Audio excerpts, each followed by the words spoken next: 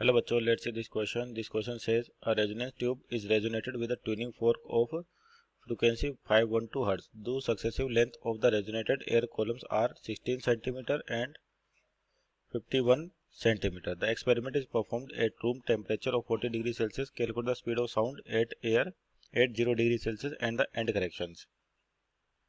तो देखिए यहाँ पर बात करते हैं कि आपके पास क्वेश्चन क्या है।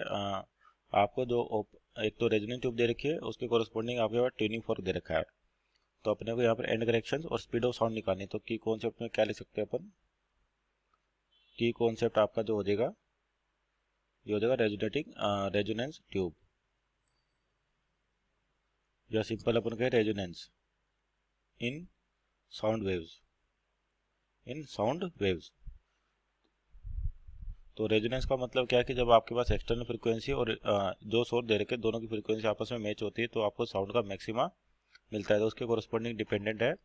एक तो आपको दे रखी रेजोनेंस ट्यूब। रेजोनेंस ट्यूब क्या होती है? आपके पास बेसिकली क्लोज एंड पाइप की तरह बिहेव करती है, क्योंकि यहाँ पर जो आपके पास रेजोनेंस ट्यूब है कुछ इस प्रकार से, और बॉटम क्या होता है इसका, कुछ वाटर लेवल फिल होता है इसके अंदर इस प्रकार से। तो इसका एक एंड फिक्स एंड की तरह बिहेव करता है। इसका मतलब ये आपके पास एक क्लोज ऑर्गन पाइप की तरह बिहेव करती है, आपको इस तरीके से होता है। और आपके पास यहाँ पर साउंड के लिए प्रोविजन, वाटर लेवल को चेंज करने के लिए प्रोविजन बना होता है इस तरीके से। अब देखिए यहाँ पर आपके पास जो कह रखा है कि यहाँ पर जो ट्यूनिंग फोर्क है इसकी फ्रीक्वेंसी दे रखी है अपने को 512 हर्ट्ज। तो इसके साथ रेजोनेंस कराया जाता है। तो आपको बता successive length of resonating air column, यानी कि पहला रेजोनेंस जो मिलता है तो आपके पास किस प्रकार से मिलेगा। मान लीजिए फंडामेंटल नोड मिल रहा है आपको या फंडामेंटल रेजोनेंस, तो ये कंडीशन हो सकती है आपके पास। और ये मान लेते लेंथ कितनी L1 है, तो जो अपने को कितनी दे रखी है 16 सेंटीमीटर दे रखी है। अब नेक्स्ट जो हार्मोनिक क्या बोलते हैं कि अपन रेजोनेंस होगा तो क्या होगा, जैसे वाटर लेवल थोड़ा सा नीचे गया, यहाँ बनाए साउंड। तो अब मान लिया आपका वाटर लेवल नीचे किया, और कब तक, जब तक कि अपने को दूसरा रेजोनेंस नहीं मिल जाता। इसका मतलब जो नेक्स्ट आपके पास नोड मिलेगा या रेजोनेंस मिलेगा कुछ इस प्रकार से होगा आपके पास। और ये बोल देते लेंथ कितनी L2 है, और इसकी वैल्यू दे रखी है अपने को 51 सेंटीमीटर। अब यहाँ पर जो ये वैल्यू होती है, ये तो कहलाता है आपका नोड और ये हो गया एंटी नोड। तो नोड और एंटी नोड के बीच की जो दूरी होती है λ/4 होती है। और यहाँ पे देखिए एक तो नोड है, फिर आपके पास एंटी नोड और एंटी नोड, यानी कि ये λ/2। नोड और नोड के बीच की दूरी कितनी λ/2, और ये कितनी λ/4।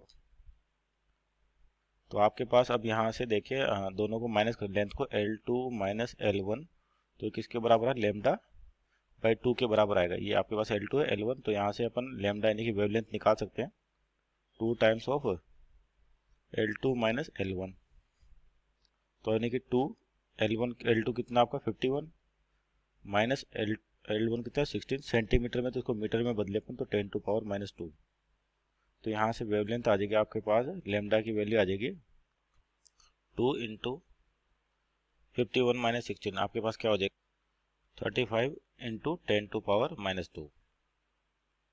तो ये आ गया आपके पास लैम्डा आ गया। अब देखिए आपके पास रूम टेम्परेचर कितना 40 डिग्री सेल्सियस, तो अपन जानते हैं V इक्वल टू क्या होता है F लैम्डा। तो आपके पास जो स्पीड होती है वो क्या होती है V equal to F lambda. और जो फ्रीक्वेंसी होगी वो किसके बराबर होगी, ट्यूनिंग फोर्क की फ्रीक्वेंसी के बराबर, क्योंकि उसके साथ रेजोनेंस कर रहा है। तो ये जगह 512 इंटू 2 इंटू 35 इंटू 10⁻²।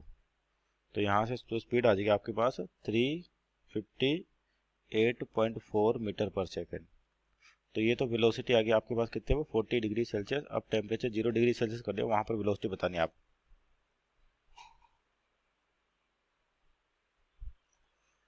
तो देखिए आपके पास ये 40 डिग्री सेल्सियस पे क्या आ गई स्पीड आ गई। अब अपने को 0 डिग्री सेल्सियस पे बताना है कि क्या होगा। तो आपका जो वेलोसिटी किसी भी टेम्परेचर T पर जो डिफाइंड होती है वो क्या होती है, वेलोसिटी एट गिवन टेम्परेचर। आपके पास velocity at 0 degree Celsius plus क्या होता है 0.61 T। ये आपके पास बेसिकली किसकी इक्वेशन है, और V0 क्या है आपके पास, या V0 0 डिग्री सेल्सियस पर आपके पास क्या वेलोसिटी होगी। तो यहाँ 40 डिग्री सेल्सियस पता अपने को, तो 0 डिग्री सेल्सियस यानी कि V0 निकालें तो ये हो जाएगा 358 और माइनस 0.61 T, और टेम्परेचर कितना था 40। तो यहाँ से आपके पास जो वेलोसिटी आएगी ये आएगी 334 मीटर पर सेकेंड। तो ये आ गया आपका 0 डिग्री सेल्सियस पर वेलोसिटी 334 मीटर पर सेकेंड।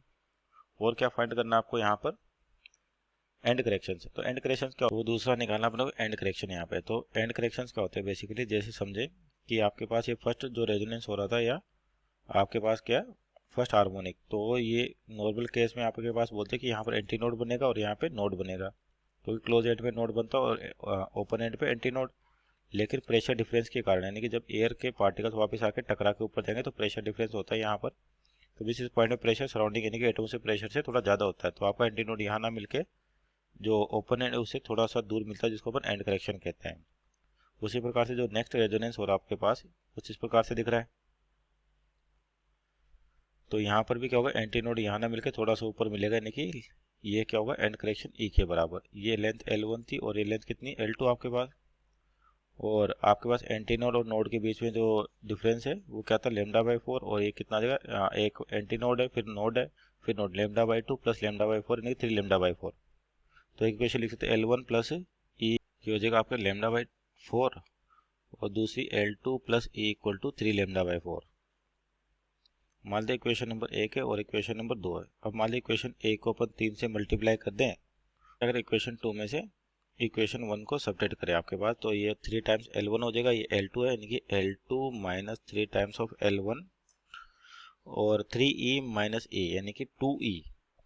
तो आपके पास कितना हो जाएगा, ये माइनस का 2e इक्वल टू 0, ये तो 0 हो गया आपके पास। तो e की वैल्यू क्या आ गई यहाँ से, L2 minus 3L1 divide by 2। तो L1 कितना 51 माइनस 3L2 कितना है 16 सेंटीमीटर डिवाइड बाई 2। तो आपके पास कितना आ जाएगा, ये 1.5 यानी कि ई की वैल्यू आ रही है 1.5 centimetre. So this our final answer. Hope you understood well. Best of luck.